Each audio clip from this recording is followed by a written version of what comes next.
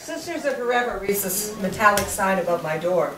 My daughter Nicole bought it for me right after my sister Joyce died. Once Joyce passed on, she left many signs to let me know she was still with me. Today I feel she has really moved on, and my heart is sad in missing her.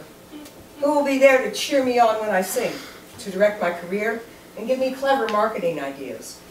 Will there be Christmas presents to look forward to? No one ever gifted me like Joyce. Even when she didn't have a suit, she always managed to find such special things. For my birthday last year, a bottle glass rock that said, "Thank you." I thought she was thanking me for how much I loved her, but it was really a present, so I could be grateful for the richness in my own life. The most unique gift she gave to me was right before Valentine's Day. 2 weeks prior to this, she had a shocking and unheralded heart attack, and she died. Almost immediately, she began to let her otherworldly presence be known. You know, I've got this thing about twos, Joyce would say. I was born on June the 2nd, Mom was born on the 22nd, my dad died on the 20th. So once Joyce died, her captain's clock started to chime 22 minutes after the hour and before the hour. Strange whisperings. Was it a dog whining? Would occur at 2:22 or 4:22. The electrical buzzing in the side of my bedroom wall. A loud knocking on my front door the Friday after she died. Twice. My daughters heard it too, but no one was at the door. A few minutes later, my brother's family arrived. When I was finally together enough to have her dog Miggy come live with me, my daughter Lila was sleeping in the bed next to me. Lila's new treasures, some beautiful shabby chic leftovers from Joyce's various clothing collection, lay in a pile next to where she slept. Miggy, Joyce's sweet and regal poodle, slept next to us. Mig started to bark, then jumped back on the bed. Lila and I heard claws on the wood floor. "Mom, there's an animal in the house, bigger than a mouse."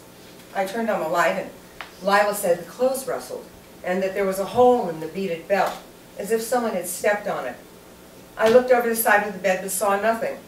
When Lila told me it was 4:22, I laughed and said, "Okay, Joyce, we're all here. I'm going to take really good care of your dog." But her gift on Valentine's was really special.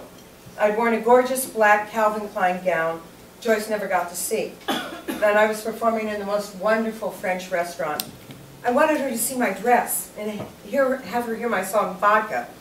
I told my bass player with tears in my eyes, and she never got to eat here either.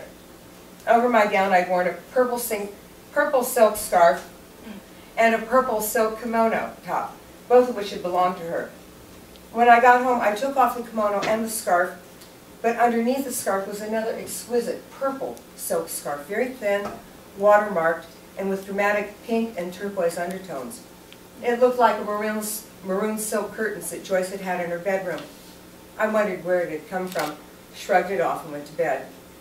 When I awakened at whatever 22 it was in the night, I knew it had come from my sister.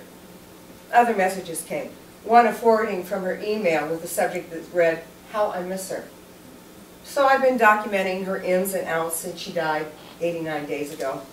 I'd read that souls generally pass over within a 90-day window, and my sister Joyce was no different. I now know she's passed over. On the 89th day, I was on the I-5 with Lila. She was driving me from Fullerton to LA. I'd watched her in a terrific acting performance the night before with both purple scarves around my neck. I noticed the special scarf had a thread that had pulled. I could hear my sister grousing about how I never took care of things. So I was smoothing the thread in the scarf. The passenger window was cracked no more than ½ an inch, and the scarf was again near perfect. As I began to carefully fold the scarf, the wind sucked it through the ½ inch, and I watched it fly down the freeway behind me.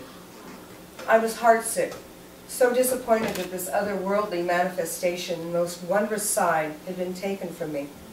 Lila said, "Mom, look, it's 11/11, 4/24, 2011, all those twos. You know, I've been thinking about them all weekend.